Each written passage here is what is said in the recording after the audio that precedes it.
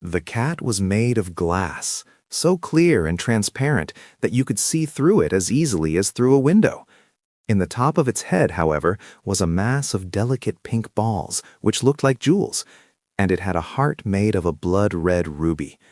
The eyes were two large emeralds, but aside from these colors, all the rest of the animal was clear glass, and it had a spun glass tail that was really beautiful. "Well, Doc Pipt, do you mean to introduce us or not?" demanded the cat, in a tone of annoyance. "Seems to me you are forgetting your manners." "Excuse me," returned the magician.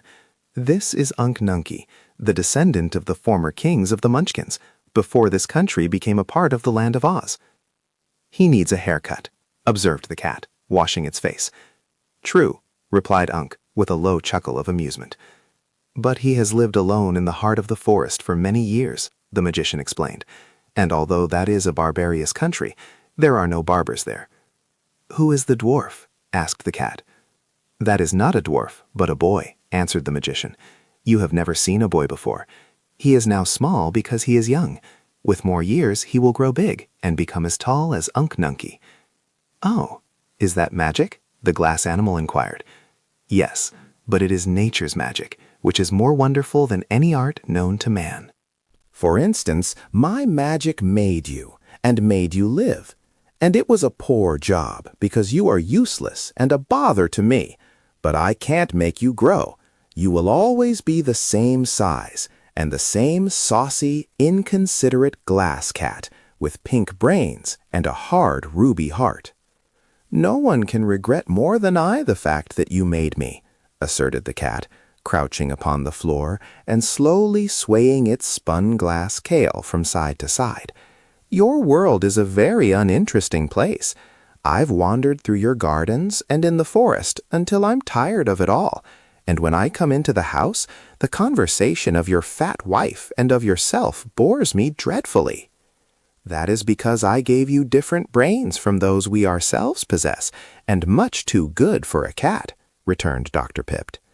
"Can't you take 'em out, then, and replace 'em with pebbles, so that I won't feel above my station in life?" asked the cat, pleadingly. "Perhaps so. I'll try it, after I've brought the Patchwork Girl to life," he said. The cat walked up to the bench on which the Patchwork Girl reclined, and looked at her attentively. "Are you going to make that dreadful thing live?" she asked. The magician nodded. "It is intended to be my wife's servant maid," he said. "When she is alive, she will do all our work and mind the house. But you are not to order her around, Bungle, as you do us. You must treat the Patchwork Girl respectfully. I won't." "I couldn't respect such a bundle of scraps under any circumstances."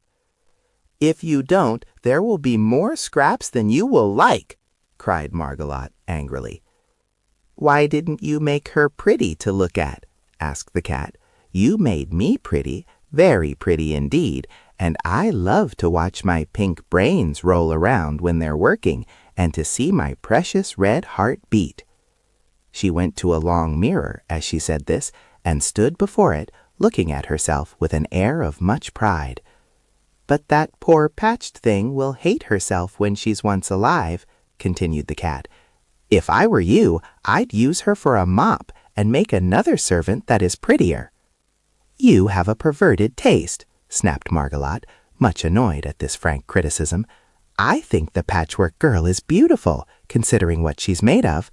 Even the rainbow hasn't as many colors, and you must admit that the rainbow is a pretty thing."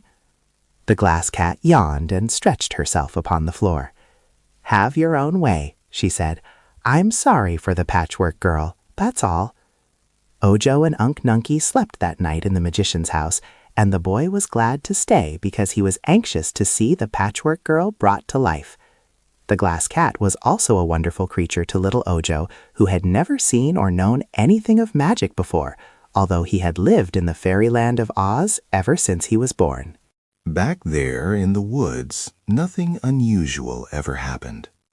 Unk Nunkie, who might have been king of the Munchkins, had not his people united with all the other countries of Oz in acknowledging Ozma as their sole ruler, had retired into this forgotten forest nook with his baby nephew, and they had lived all alone there. Only that the neglected garden had failed to grow food for them, they would always have lived in the solitary blue forest. But now they had started out to mingle with other people, and the first place they came to proved so interesting that Ojo could scarcely sleep a wink all night. Margolade was an excellent cook and gave them a fine breakfast. While they were all engaged in eating, the good woman said, "This is the last meal I shall have to cook for some time, for right after breakfast Dr. Pipt has promised to bring my new servant to life. I shall let her wash the breakfast dishes and sweep and dust the house. What a relief it will be." "It will indeed relieve you of much drudgery," said the magician. "By the way, Margolade, I thought I saw you getting some brains from the cupboard while I was busy with my kettles. What qualities have you given your new servant?" "Only those that an humble servant requires," she answered. "I do not wish her to feel above her station as the grass cat does. That would make her discontented and unhappy, for of course she must always be a servant." Ojo was somewhat disturbed as he listened to this, and the boy began to fear he had done wrong in adding all those different qualities of brains to the lot Margolade had prepared for the servant. But it was too late now for regret, since all the brains were securely sewn up inside the Patchwork Girl's head. He might have confessed what he had done, and thus allowed Margolade and her husband to change the brains, but he was afraid of incurring their anger. He believed that Unc had seen him add to the brains, and Unc had not said a word against it. But then Unc never did say anything unless it was absolutely necessary. As soon as breakfast was over, they all went into the magician's big workshop, where the glass cat was lying before the mirror, and the Patchwork Girl lay limp and lifeless upon the bench. "Now then," said Dr. Pip in a brisk tone, "we shall perform one of the greatest feats of magic possible to man, even in this marvelous land of Oz. In no other country could it be done at all. I think we ought to have a little music while the Patchwork Girl comes to life. It is pleasant to reflect that the first sounds her golden ears will hear will be delicious music." As he spoke, he went to a phonograph, which was screwed fast to a small table, and wound up the spring of the instrument and adjusted the big gold horn. "The music my servant will usually hear," remarked Margolade, "will be my orders to do her work." "But I see no harm in allowing her to listen to this unseen band while she wakens to her first realization of life. My orders will beat the band afterward." The phonograph was now playing a stirring march tune, and the magician unlocked his cabinet and took out the gold bottle containing the powder of life. They all bent over the bench on which the Patchwork Girl reclined. Unc Nunkie and Margolade stood behind, near the windows, Ojo at one side, and the magician in front, where he would have freedom to sprinkle the powder. The glass cat came near too, curious to watch the important scene. "All ready?" asked Dr. Pipt. "All is ready," answered his wife. So the magician leaned over and shook from the bottle some grains of the wonderful powder, and they fell directly on the Patchwork Girl's head and arms. A terrible accident.